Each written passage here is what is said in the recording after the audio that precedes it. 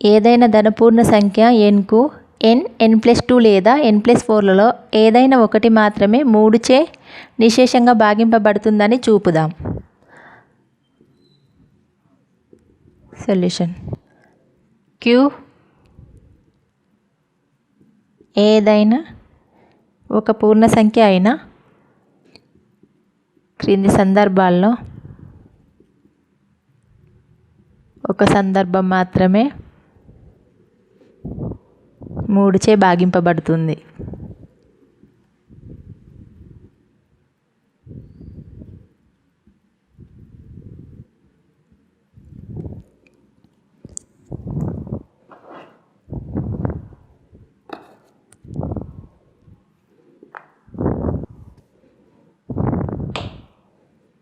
Case 1. n=3q అయినప్పుడు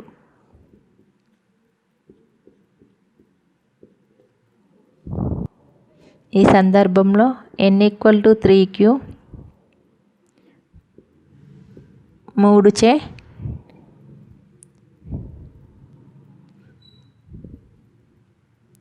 నిశేషంగా భాగింపబడుతుంది. n=3q n+2 = 3q+2.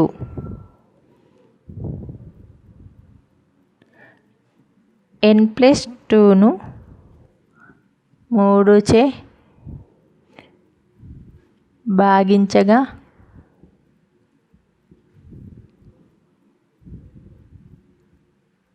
శేషం 2 వస్తుంది. n+2 3చే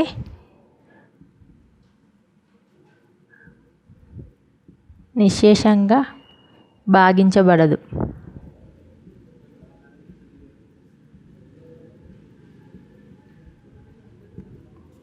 n 3చే నిశేషంగా భాగించబడుతుంది, కానీ n+2 మరియు n+4లు 3చే నిశేషంగా భాగింపబడవు.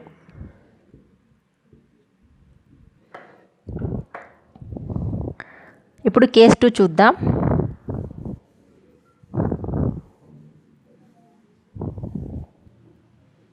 కేస్ 2. n=3q+1 అయినప్పుడు n=3q+1 అయినా nను 3చే భాగించగా శేషం 1 వస్తుంది. n 3చే భాగింపబడదు.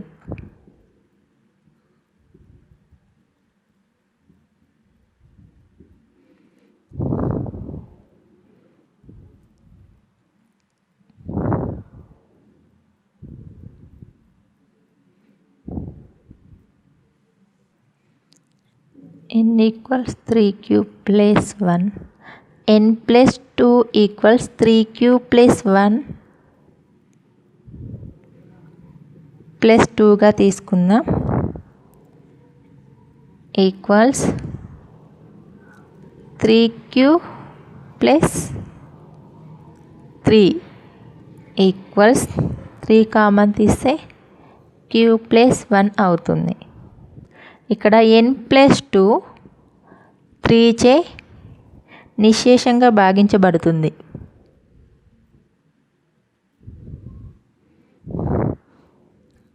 n=3q+1 n+4 = 3q+1+4 equals 3q+5 equals 3 common తీస్తే క్యూ ప్లస్ 1 ప్లస్ 2గా రాయవచ్చు.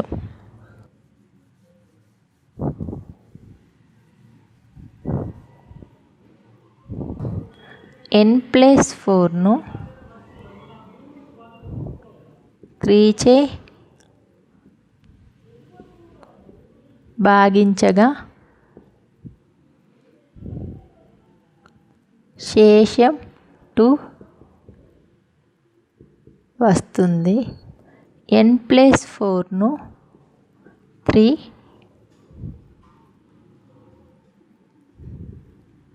నిశ్శేషంగా భాగింపబడదు. ఇక్కడ n+2 3చే భాగించబడుతుంది.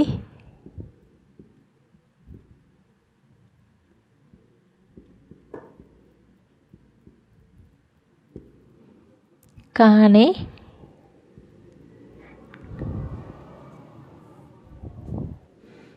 n మరియు n+4ని 3చే నిశ్శేషంగా భాగింపబడదు. ఇప్పుడు కేస్ 3 చూద్దాం. కేస్ 3 n=3q+2 అయినా n=3q+2 nను 3చే భాగించగా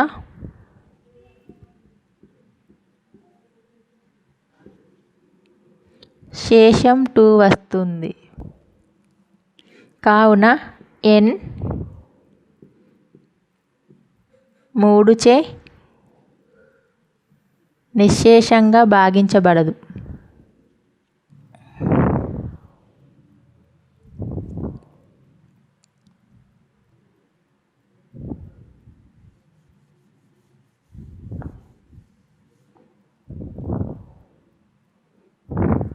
n=3q+2 n+2 = 3q+2 +2 3q+4 ఇక్కడ 3q+3+1గా రాయవచ్చు. ఇక్కడ 3 కామన్ తీయగా q+1+1గా రాయవచ్చు. n+2 3చే భాగించగా శేషం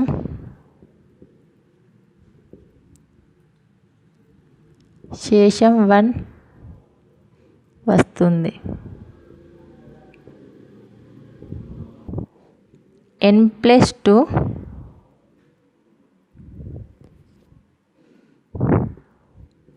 3చే నిశ్శేషంగా భాగింపబడదు.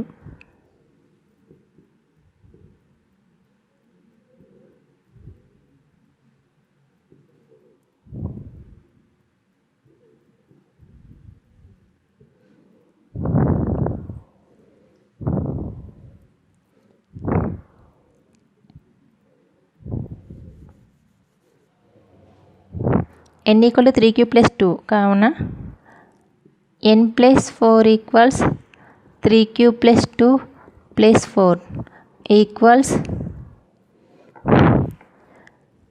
3q+6. ఇక్కడ 3 కామన్ q+2 అవుతుంది. n+4 3చే నిశ్శేషంగా భాగింపబడుతుంది.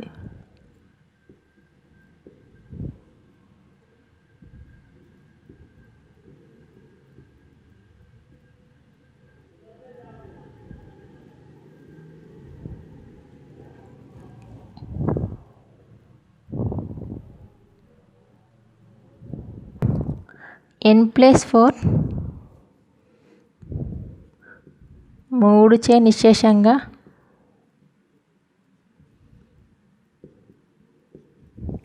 భాగించబడుతుంది.